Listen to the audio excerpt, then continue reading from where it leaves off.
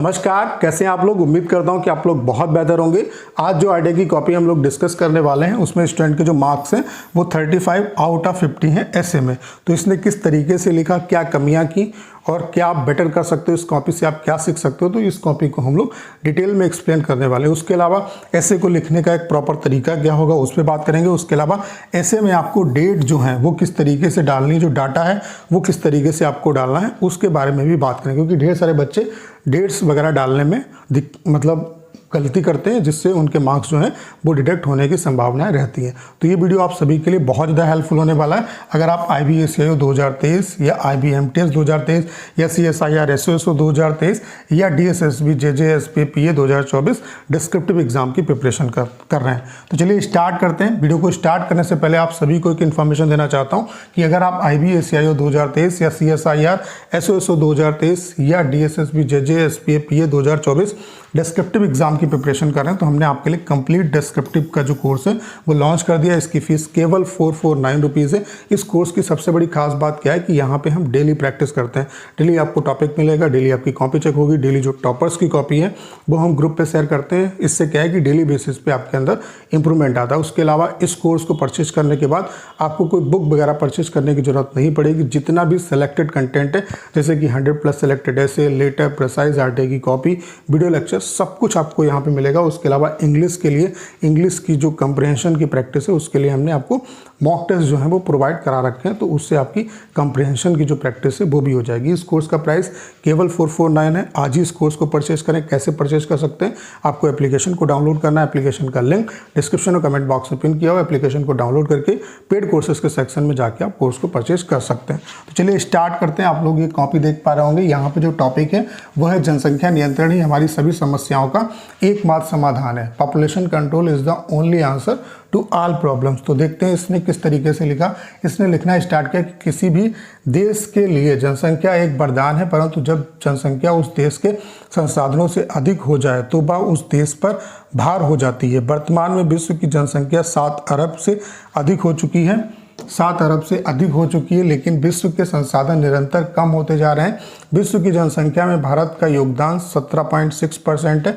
वर्ष 2011 के अनुसार भारत की जनसंख्या 121 करोड़ थी। संयुक्त राष्ट्र संघ की रिपोर्ट के अनुसार 2027 तक भारत विश्व का सबसे अधिक आबादी वाला देश बन जाएगा। इस बढ़ती आबादी से विश्व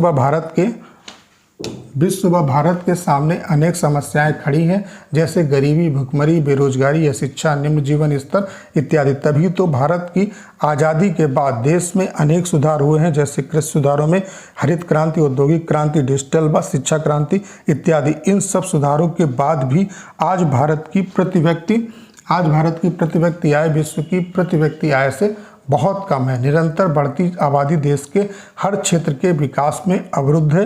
सरकार को हर वर्ष GDP का बहुत बड़ा हिस्सा बढ़ती आबादी की सुविधाओं पर खर्च करना पड़ता है, जिससे देश के आर्थिक तंत्र पर बोझ पड़ता है।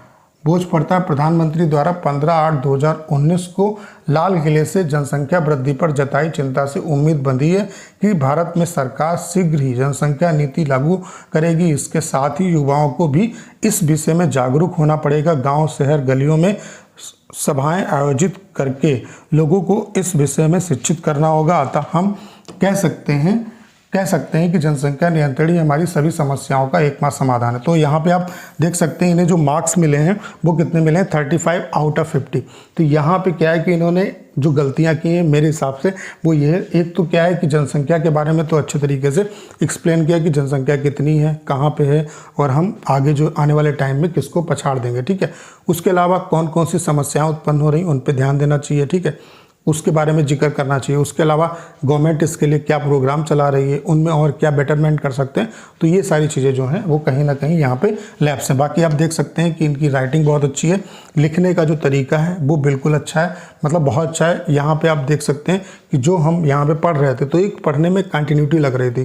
तो यहाँ पे क्या है कि अगर आपके फैक्ट्स आपके पास बहुत ज़्यादा नहीं है, फिर भी अगर आपके अंदर लिखने की स्किल है तब भी आप बहुत अच्छे नंबर ले सकते हैं। तो आप देख सकते हैं इन्हें 35 मार्क्स मिले, एक लिखने की कंटिन्यूटी की वजह से, उसके अलावा थोड़े बहुत जो इन्हें फैक्ट्स पता थे उसकी वजह से। बाकी डेट्स में स्टूडेंट क्या गलती कर देते हैं, आपको डेट जो है वो कभी भी इस तरीके से नहीं डालनी। आपको डेट जैसे कि यहाँ पे 15 अगस्त 2019 है, तो आप इस तरीके से लिखो 15 अगस्त 2019। इसे आप जो है हिंदी में भी लिख सकते हो, इंग्लिश में भी लिख सकते हो। अगर इंग्लिश में लिख रहे हो तो इंग्लिश में इस तरीके से लिखो, हिंदी में लिख रहे हो तो इस तरीके से लिखो 15 अगस्त 2019, ठीक है। बाकी ऐसे को लिखने का तरीका क्या है सही, वो मैं आपको बता देता हूँ। जैसे कि जब आप स्टार्टिंग करोगे, यहाँ पे क्या है कि आपको लाइनिंग वाली कॉपी मिलेंगी, बॉक्स वाली कॉपी नहीं मिलेंगी, ठीक है।